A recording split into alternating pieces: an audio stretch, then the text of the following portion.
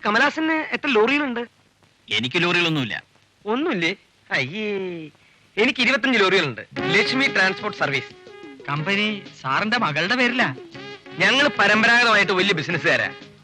എന്റെ അച്ഛനെ കുറിച്ച് കേട്ട് കാണും. ബാനു പണിക്കർ സ്റ്റീലിന്റെ ബിസിനസ് ആയിരുന്നു. സാറിന്റെ വൈഫിന്റേതും വലിയ കുടുംബമാ. അരുവിക്കര തറവാടെന്ന് കേട്ടാൽ പ്രസിദ്ധ, എല്ലാവരും അറിയും.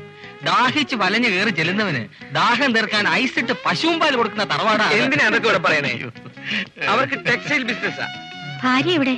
അവർ വിമൻസ് ക്ലബിൽ കുക്കിംഗ് ഗ്യാസ് എടുക്കാൻ പോയിരിക്കാം. കുക്കിംഗ് ക്ലാസ് എടുക്കാൻ പോയിരിക്കാണ്. കുക്കിംഗ് വെക്കാനും ഗ്യാസ്. സാറിന്റെ ഭാര്യയൊക്കെ എന്താ കൽക്കട്ടയിലോ ഡൽഹിയിലോ പഠിച്ചതാണെന്ന് പറയേയില്ല. ചേട്ടാ, ഇന്ന് എന്തൊക്കെയാ നടന്നറിയാമോ? ഞാൻ ആ ചെട്ടിയാളുടെ കടയിൽ കയറി കൺമഷി, ചാന്ത്, പൗഡർ, തലയിലെ പേമ്പൊന്ന് മരുന്നും ഒക്കെ മേടിച്ചിട്ട് തിരിഞ്ഞു നോക്കുന്നു. അപ്പുക്കുട്ടനെ കാണാനില്ല. ഞാനെന്തോടുത്തു?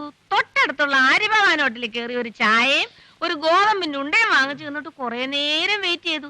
എന്നിട്ടും കാണുന്നില്ല. പിന്നെ ഒരു ഓട്ടോ എടുത്ത് ഞാൻ ഇങ്ങോട്ട് പോന്നു. ആരാ ചേട്ടാ ഇവരൊക്കെ? ഇത് കമലാസനും ഭാര്യയാണ്. കുക്കിംഗ് ക്ലാസ് എടുക്കാൻ പോയിരുന്നാണോ? എന്തോന്നാ ചേട്ടാ ഇവർ ചോദിക്കുന്നേ? അല്ല ചേച്ചി അസലായിട്ട് പാചകം ചെയ്യുമെന്ന് സാറ് പറഞ്ഞു. അങ്ങനെ ചേട്ടൻ പറഞ്ഞോ? അങ്ങനൊന്നും ഇല്ല. പക്ഷെ ഉണക്കയിലെ തേങ്ങ അരച്ച് കുടമ്പുളിയിട്ട് ഞാൻ നല്ല അസലായിട്ട് വെക്കും. ചേട്ടന് വലിയ ഇഷ്ടമാ. എന്നാലും എന്റെ അച്ഛന്റെ കഴിവിന്റെ ഒരു അംശം പോലും എനിക്ക് കിട്ടിയിട്ടില്ല. കേട്ടിട്ടില്ലേ അരിവെപ്പുകാരൻ ഭാർഗവന്? കാർത്തിയാനി, എന്തോ ചായ കൊണ്ടുവരൂ. ഇപ്പൊ കൊണ്ടുവരാം. പണിക്കരുടെ അച്ഛൻ എന്ത് ബിസിനസ് ആയിരുന്നു പറഞ്ഞത്? സ്റ്റീൽ. എന്തോന്നാ? സ്റ്റീലിംഗ്. അയ്യോ, ഞാൻ പറയാം സാറേ, പേപ്പർ താരം കുപ്പി കച്ചവടം. എന്റെ അച്ഛന്റെ വലിയ കൂട്ടുകാരനായിരുന്നു. പറഞ്ഞാ നിങ്ങൾ അറിയും.